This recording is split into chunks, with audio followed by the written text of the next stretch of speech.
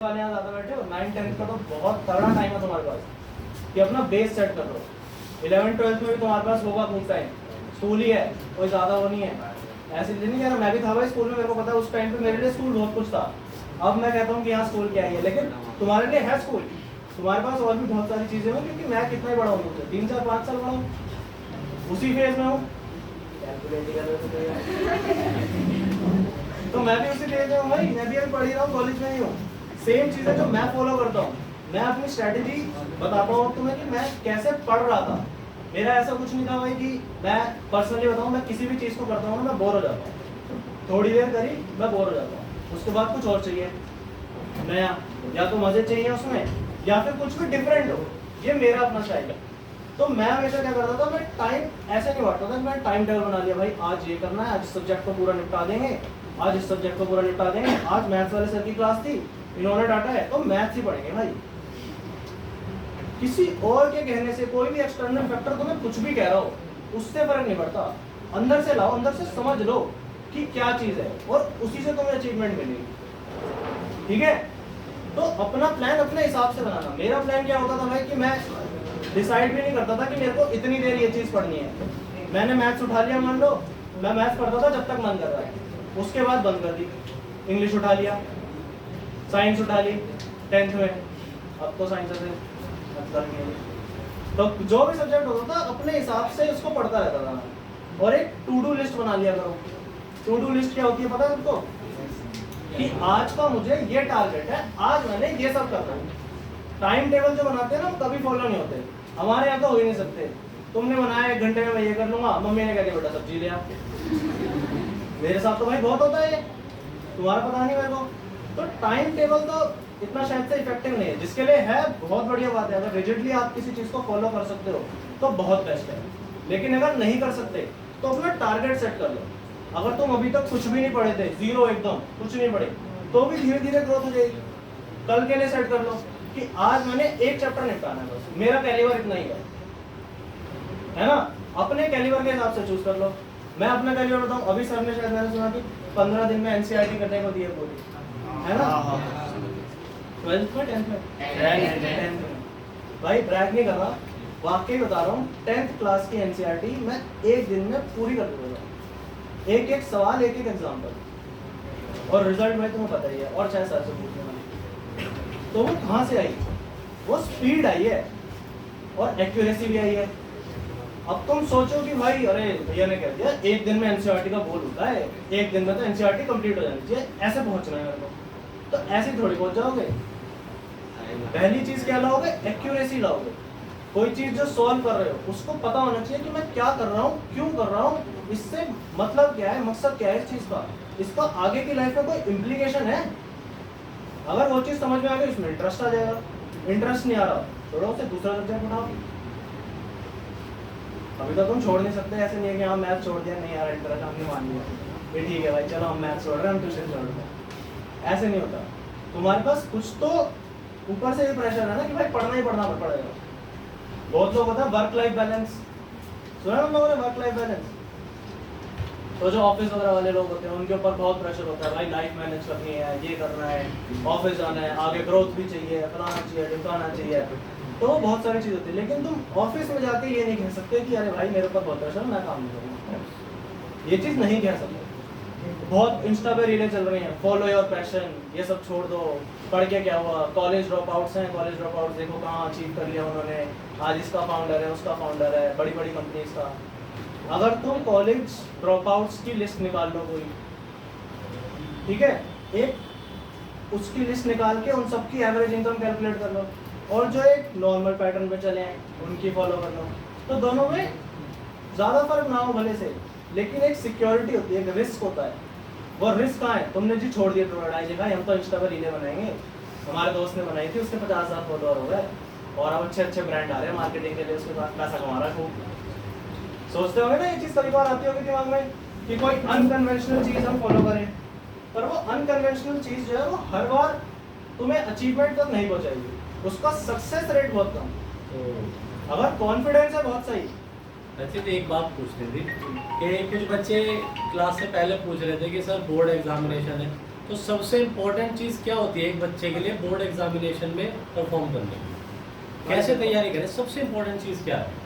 आपने तो 10th के बोर्ड्स दिए, 12th के बोर्ड्स दिए, तो आप इन सबके बोर्ड्स है ना। हाँ, अब बोर्ड्स हैं इनके 3 महीने बाद, बढ़िया। तो कैसे क्या इम्पोर्टेंट चीज़ है? 3 महीने का टाइम है तुम्हारे पास, अच्छा वाला। रिवीजन बैच सबसे स्टार्ट हो जाएंगे 5 दिसंबर। 5 दिसंबर से तुम्हारे रिवीजन बैच शुरू हो जाए।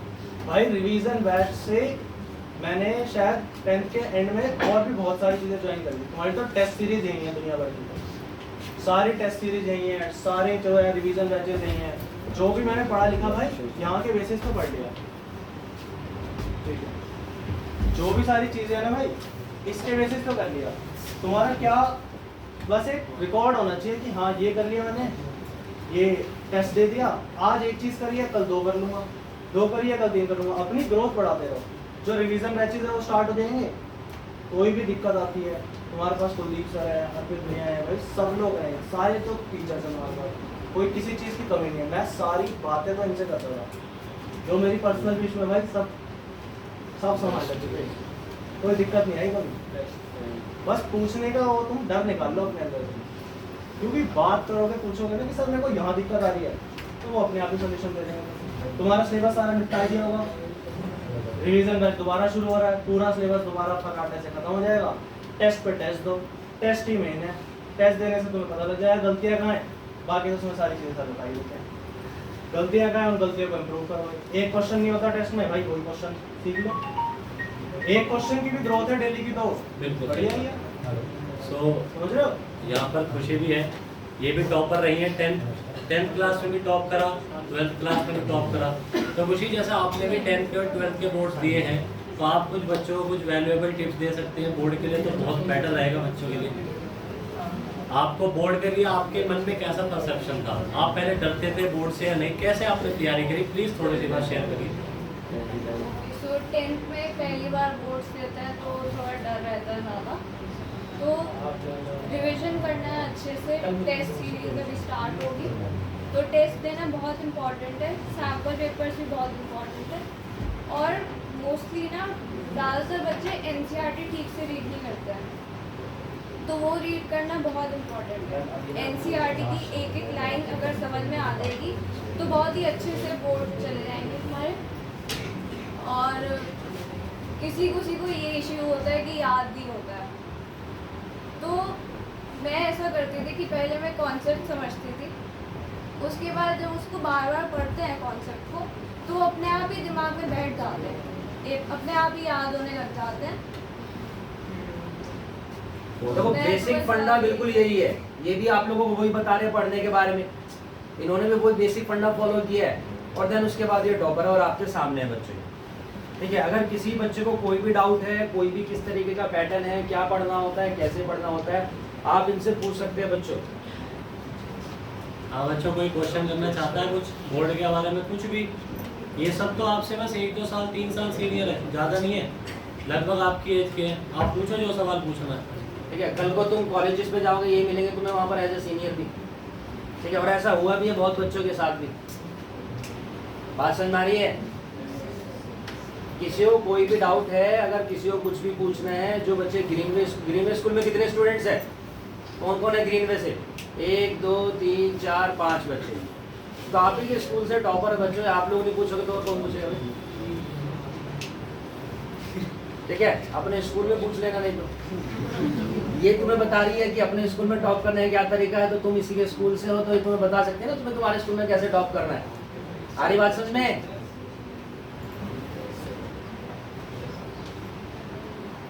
तान्या कौशिक बताएंगे बेटा अब आपको, ठीक है ना।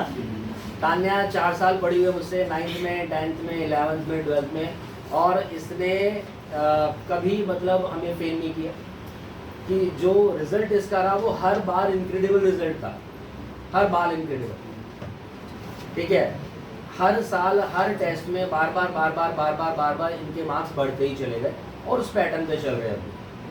ठीक है, ये जो बच्चे आपके सामने खड़े हैं ये जेम्स ऑफ AKG है, तो ऐसे ही इनके नाम के आगे जेम्स या टॉपर नहीं लगा। मैं दोबारा बता रहा हूँ कि वाई टॉपर्स आर टॉपर।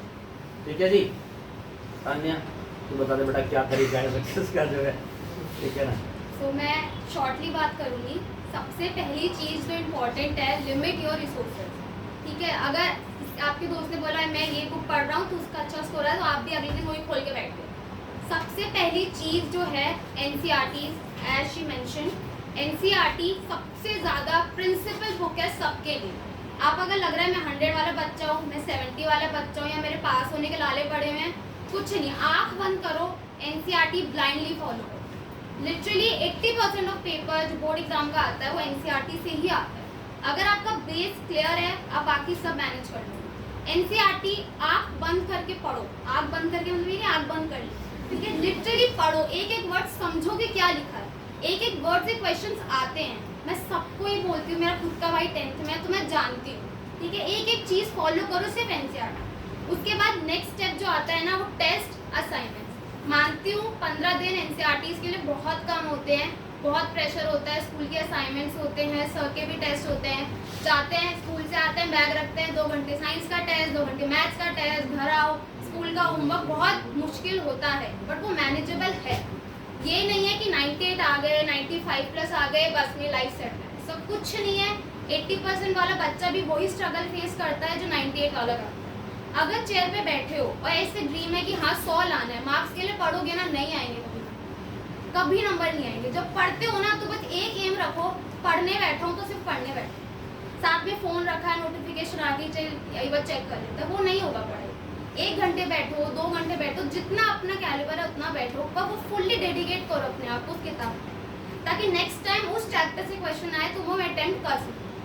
और एक चीज़, अगर अच्छा स्कोर करना है किसी को तो एक रेफरेंस बुक रखो, बस एक, चाहे वो मैथ्स हो, चाहे वो साइंस हो, SST हो, एनी सब्जेक्ट, एक रेफरेंस बुक बहुत इंपॉर्टेंट होती है। क्योंकि अगर क्वेश्चन आया 2 मार्क्स का क्वेश्चन, बोर्ड में क्या खेलते हैं, 2 मार्क्स का क्वेश्चन 5 में उठा के दे देते हैं। अगर आपने 2 लेवल का पढ़ा हुआ, 5 वाला क्वेश्चन अटेम्प्ट नहीं कर पाओगे क्योंकि आपने बहुत छोटा पढ़ा उसके बारे में।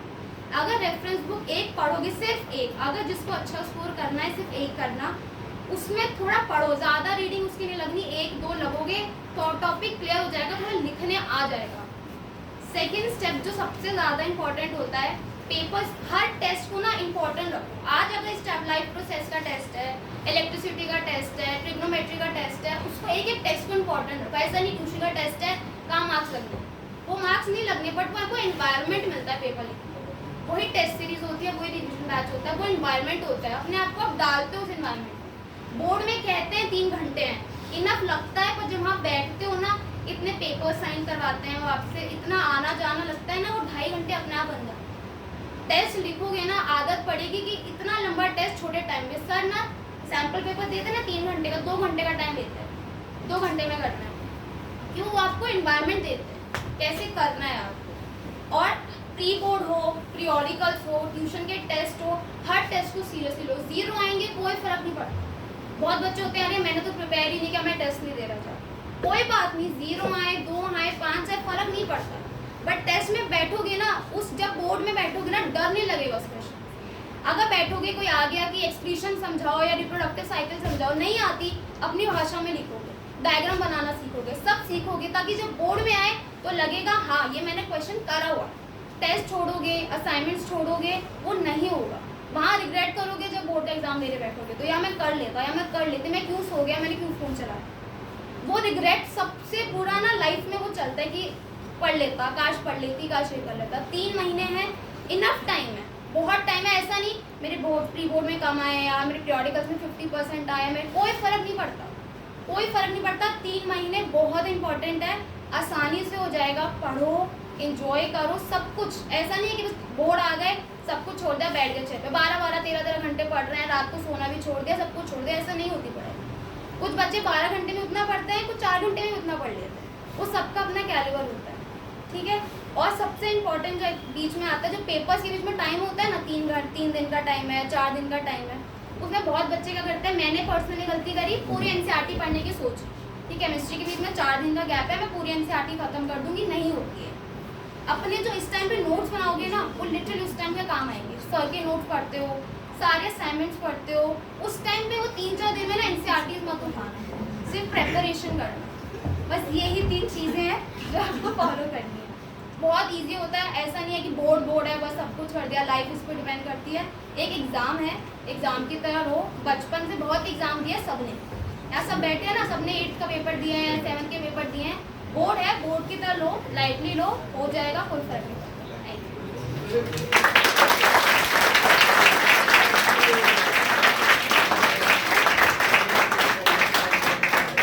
देखो बहुत ही अच्छी बात बताई इन बच्चों ने, और ये आप लोगों के लिए बहुत वैल्यूएबल बातें होंगी, बहुत वैल्यूएबल चीज़ें होंगी, और इन बच्चों का भी बहुत प्रीशियस टाइम है ये, ठीक है, इनके भी एग्ज़ाम्स है अभी और उसकी प्रिपरेशन कर रहे हैं। तो सबसे पहले इन बच्चों के लिए थैंक्स और वेलकम अगेन एक बार फिर से कि टॉपर्स आए और आप लोगों के साथ अपना एक्सपीरियंस शेयर किया, ठीक है। और ठीक है, इन बच्चों को बाय बोलते हैं, ठीक है, इन्हें भी बहुत सारे काम हैं, बाकी समोसे आ रहे हैं, है ना, तो समोसे ठीक है जी। मैं आप लोगों से 5 मिनट और लूँगा, आप लोग सुबह से बैठे हुए, ठीक है, और देन फिर आपके साथ बात करते हैं बच्चों, ठीक है। जो भी आप लोग मुझसे बात करना चाहते हैं, हमारे फैकल्टीज़ का पैनल हो, आप उनसे बात करें, ठीक है। थैंक यू बच्चों।